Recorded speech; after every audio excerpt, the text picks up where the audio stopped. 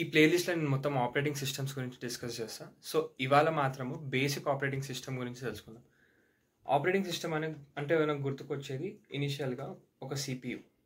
ఇది ఒక సిపియు అంటే సెంట్రల్ ప్రాసెసింగ్ యూనిట్, అందరికి తెలిసిందే. సెంట్రల్ ప్రాసెసింగ్ యూనిట్ ఏం చేస్తుంది? ఈ సెంట్రల్ ప్రాసెసింగ్ యూనిట్ ప్రాసెస్ చేస్తుంది. దేన్ని ప్రాసెస్ చేస్తుంది? మనం దానికి ఇచ్చే ఇన్పుట్ని ప్రాసెస్ చేస్తుంది. సపోజ్ ఇన్పుట్ మనం ఒక గేమ్ ఫైల్ ఇవ్వచ్చు, లేకపోతే ఇన్పుట్ మనం ఒక మూవీ ఫైల్ ఇవ్వచ్చు, లేదంటే ఒక సాంగ్ ఫైల్ ఇవ్వచ్చు. మనం ఇచ్చిన ఫైల్స్ని ఇది ప్రాసెస్ చేస్తుంది, అంటే ఎగ్జిక్యూట్ చేయడానికి ట్రై చేస్తుంది ఇచ్చిన ఇన్ఫర్మేషన్ని. అయితే ఇప్పుడు దీనికి మనం సపోజ్ ఇది ఒక గేమ్ ఫైల్, ఇది ఒక మూవీ ఫైల్, ఇది ఒక ఆడియో ఫైల్, ఇది ఇంకొక గేమ్ ఫైల్, ఎగ్జిక్యూటబుల్ ఫైల్ అనుకో. వీటిని మనం ఏమంటామంటే ప్రాసెసెస్ అంటాం. టాస్క్ అనొచ్చు, జాబ్ అనొచ్చు, ప్రాసెస్ అనొచ్చు, ఏదైనా అనొచ్చు.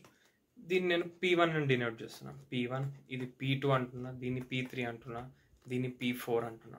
సో నేను 4 ప్రాసెసెస్ ఉన్నాయి దగ్గర. నాకు 4 ప్రాసెస్ అంటే 4 అప్లికేషన్స్ ఉన్నాయి, డిఫరెంట్ అప్లికేషన్స్. ఒకటి ఇదేమో సపోజ్ ఒక గేమ్,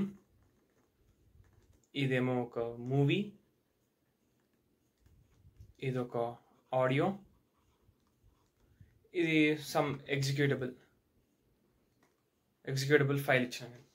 అయితే ప్రతి ఒక్క ప్రాసెస్లో ఎట్లా ఉంటుందంటే దానికి ఒక యూటిలైజేషన్ టైం ఉంటుంది, యాజ్ వెల్ యాజ్ ఒక ఐడిల్ టైం ఉంటుంది. యూటిలైజేషన్ టైం, ఐడిల్ టైం అంటే ఏంటంటే ఒక ప్రాసెస్ ఆ జాబ్ కంప్లీట్ అయ్యేంత వరకు సిస్టమ్ని ఫర్ ఎవర్ యూజ్ చేస్తుంది అని కాదు.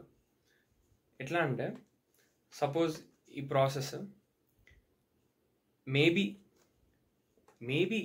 60% ఆఫ్ ద సిపియూ మాత్రమే యూజ్ చేసుకోవాలనుకుంటుంది, and 40% of the time idle ఉండాలనుకుంటుంది. ఐడిల్ అంటే కంప్లీట్లీ ఐడిల్ ఉండదు, అది ఐఓ రిక్వెస్ట్ చేయడము, అంటే ఫిజికల్ డివైజెస్ని యాక్సెస్ చేయడము, అట్లాంటి వాటి మీద టైం స్పెండ్ చేస్తాను అనమాట. సో ఒక గేమ్లో ఇప్పుడు మొత్తం 100% అయితే అది ఓన్లీ సిపియూని యూటిలైజ్ చేస్తూ ఉంటుంది, 60% యూటిలైజ్ చేస్తుంది, మిగతా 40% మాత్రము ఇన్పుట్ డివైజెస్ తీసుకోవడము, లేకపోతే సౌండ్ ప్రొడ్యూస్ చేయడము, లేకపోతే అట్లాంటి పెరిఫరల్ డివైజెస్కి సంబంధించిన ప్రాసెస్ మాత్రము ఎగ్జిక్యూట్ చేయడానికి ట్రై చేస్తామన్నమాట. సో ఒక ప్రాసెస్లో సిపియూ యూటిలైజేషన్ టైం ఉంటుంది, as well as idle time ఉంటుంది. ఐడిల్ టైం అంటే it is serving for the peripheral devices అన్నమాట.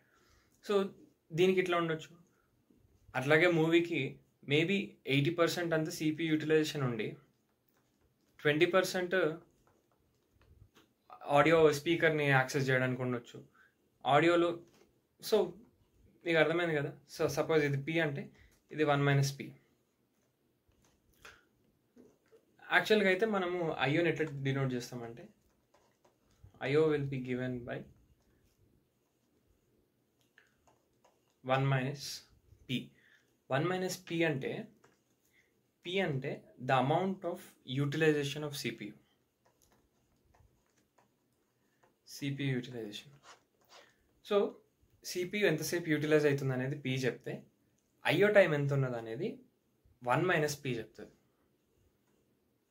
ఓకే, సపోజ్ మనకి for example CPU utilisation time maybe ఒక 35% ఇచ్చినారు అనుకో. సో సిపియూ 35% మాత్రమే యూటిలైజ్ అవుతుంది. అంటే దానికి ఇన్వర్స్ ఎంత అంటే ఒక పెద్ద పార్ట్లా 35% మాత్రమే యూటిలైజ్ అవుతుంది. ఇదంత N అనేది ఈ ప్రాసెస్ మొత్తము 1 అయినప్పుడు ఈ N అనేది 1 - 35% కదా, 75% అవుతుంది అప్పుడు. సో ఈ ఫార్ములా అనేది ఇక్కడి నుంచి డిరైవ్ అయింది. సో ఇది IO time will be given by 1 - P. This gives us 70%. అంటే ఒక టాస్క్ కంప్లీట్ కావడానికి దానికి 35% ఆఫ్ సిపియూ టైం కావాలి, మిగతా 75% ఆఫ్ ద టైమ్ ఐఓ డివైజెస్ని యాక్సెస్ చేసుకోవడము, లేకపోతే పెరిఫరల్ డివైజెస్ని సర్వ్ చేయడం, వాటికి సర్వ్ చేయడంలో అది తీసుకుంటుంది.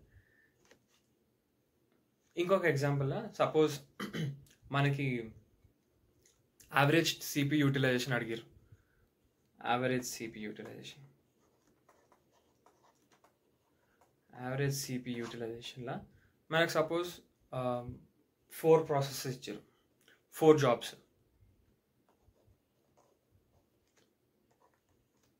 జాబ్స్ 4 ఇచ్చారు. అండ్ బేసిక్గా యావరేజ్ అయ్యో వచ్చేసి ఒక్కొక్క దానికి మేబీ ఒక 45% అయ్యో 45% అయ్యో తీసుకుంటుంది. అంటే ఇన్పుట్ అవుట్పుట్ తీసుకుంటుంది. అంటే 45% ఇన్పుట్ అవుట్పుటే తీసుకుందంటే సిపి యూటిలైజేషన్ ఎంత ఉంది? 1 - p 55% సిపి యూటిలైజేషన్. ఇక్కడ ఏం చెప్తున్నా? అయ్యో yes,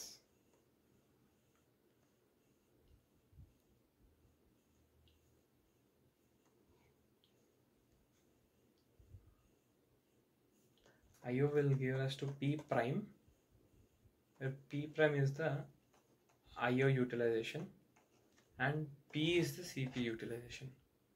So yes, P is the CP utilization and P prime is P prime, ఇది IO utilization. సో ఇప్పుడు నాకు వచ్చేసింది, ఏమొచ్చింది? IO అండ్ 1 - P ప్రైమ్ చేస్తే నాకు P వచ్చింది. ఓకే, సో CPU యూటిలైజేషన్ 55% ఉంది. 55% ఉంది. ఓకే, దీన్ని 4 జాబ్స్ ఉన్నాయి కాబట్టి 1 -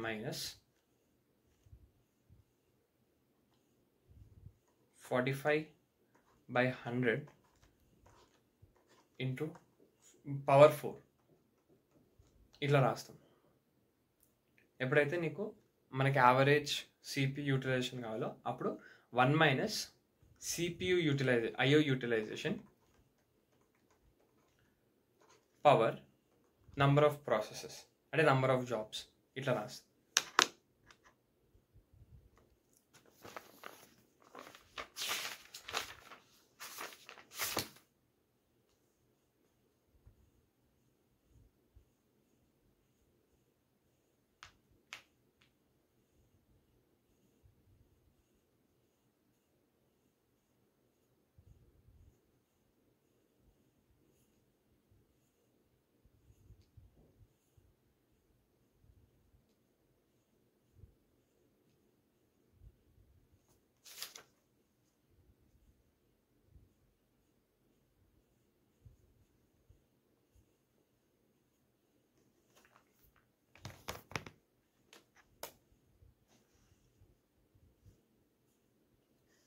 ఇప్పుడు మనకి బేసిక్ సిపియు యూటిలైజేషన్ టైం కావాలి. సిపియు యూటిలైజ్ అవుతుంది, ఓకే, బట్ ఎంత టైం తీసుకుంటుంది యూటిలైజ్ కావడానికి?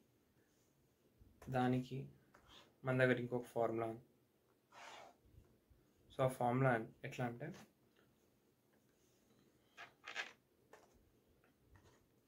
CPU utilization will be given by ఇది టోటల్ టైం, ఇది యూజ్డ్ టైం. యూజ్డ్ టైం అంటే యూజ్డ్ బై హూమ్? మనం కాదు, సిపియు. సిపియుని ఎంత యూజ్ చేసినాము upon total time. Total time అంటే మనకి ఆ జాబ్ ఎక్కడ స్టార్ట్ అయింది అండ్ ఎప్పటి వరకు ఆ జాబ్ ఎగ్జిక్యూట్ అవుతుంది అనేది టోటల్ టైం చెప్తుంది. దీనికి నేను ఒక ఎగ్జాంపుల్ ఇస్తాను. సపోజ్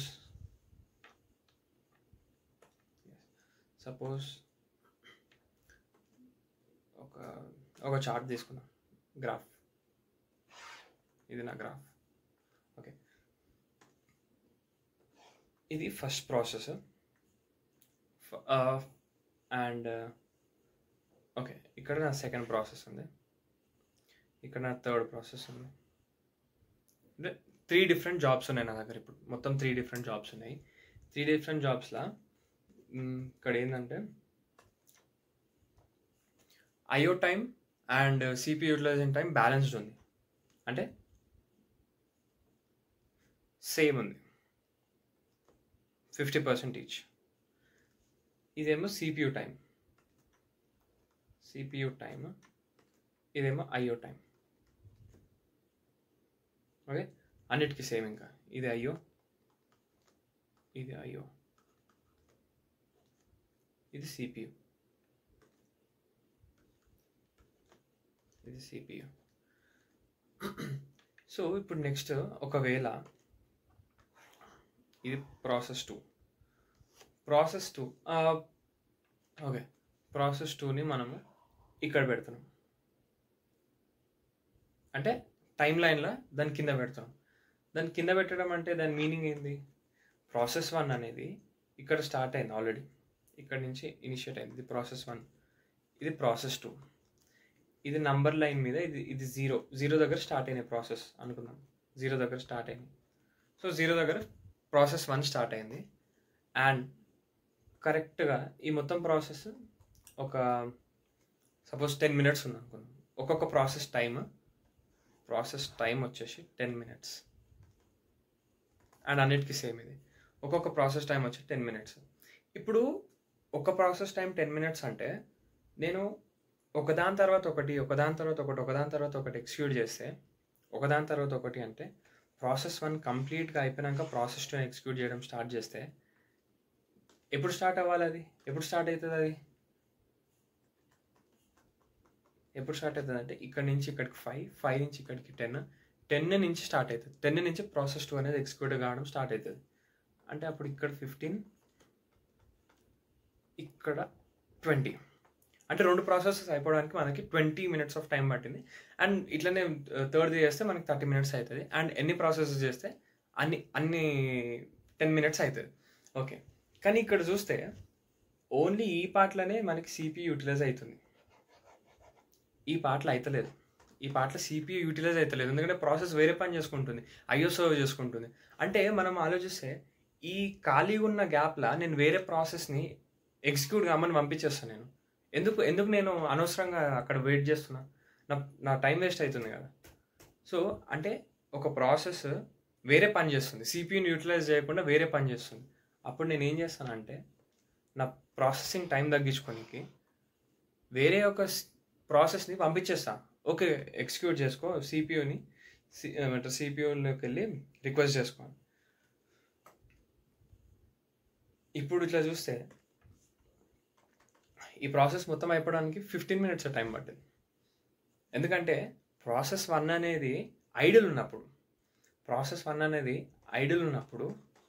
మన ప్రాసెస్ 2 అనేటోడు సిపియూని యూటిలైజ్ చేయడం స్టార్ట్ చేసాడు. ఖాళీగా ఉంది సిపియూ ఖాళీగా ఉంది కాబట్టి ప్రాసెస్ 2 వాడు సిపియూ యూటిలైజ్ చేయడం ట్రై చేసాడు. ఇట్లా మనకి 5 minutes తగ్గిపోయింది అనుకో. అట్లనే ఈ సిపియూని అంటే ఈ ప్రాసెస్ని ప్రాసెస్ 2 ఐడిల్ ఉన్నప్పుడు పంపిస్తే, ప్రాసెస్ 2 ఐడిల్ ఉన్నప్పుడు ప్రాసెస్ 3 ఎగ్జిక్యూట్ చేసుకుంటాడు. ప్రాసెస్ 2 ఎక్కడ ఐడిల్ అయింది? ఇగో ఇక్కడ నుంచి ఐడిల్ ఉంది ప్రాసెస్ 2 అనేది. సో ప్రాసెస్ 2 ఎట్లాగో ఐడిల్ ఉంటుంది కాబట్టి ప్రాసెస్ 3 అనేటోడు ఎగ్జిక్యూట్ చేసుకోవడం స్టార్ట్ చేసాడు. దీనివల్ల ఏమైంది? మనకు టైం సేవ్ అయింది. మనకి బేసిక్గా first of all time save అయింది. టైం ఎట్లా సేవ్ అయింది? ఇంతకుముందు ఒక ప్రాసెస్ తర్వాత ఒకటి చేస్తే 30 minutes అయింది. అదే ఇప్పుడు నేను ఒకటి ఐడిల్ ఉన్నప్పుడు ఇంకొక ప్రాసెస్ని పంపించేస్తున్నాయి సిపియూని యూటిలైజ్ చేసుకోవడానికి. అట్లా చేస్తే నాకు 20 minutesలో ప్రాసెసెస్ ఎగ్జిక్యూట్ అయిపోయినాయి. కాబట్టి ఇప్పుడు నా సిపియూ యూటిలైజేషన్ ఎట్లుందా సార్? నా టోటల్ టైం టేకన్ ఎంత? నా టోటల్ టైం ఏమో 20. Total time 20. తర్వాత సిపియూని మనం ఎక్కడెక్కడ యూజ్ చేసినాం? First 5 minutes, second 5 minutes, third 5 minutes. అంటే 20, అంటే ఈచ్ 5 slotsలో మనం 3 slotsలో సిపియూని కంప్లీట్గా యూటిలైజ్ చేసినాం.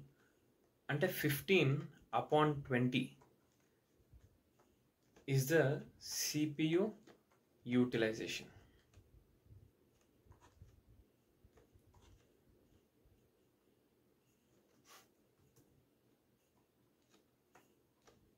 అంటే అరౌండ్ 75% యూటిలైజేషన్ ఉంది. అంటే ఇక్కడ హై యూటిలైజేషన్ ఉంది.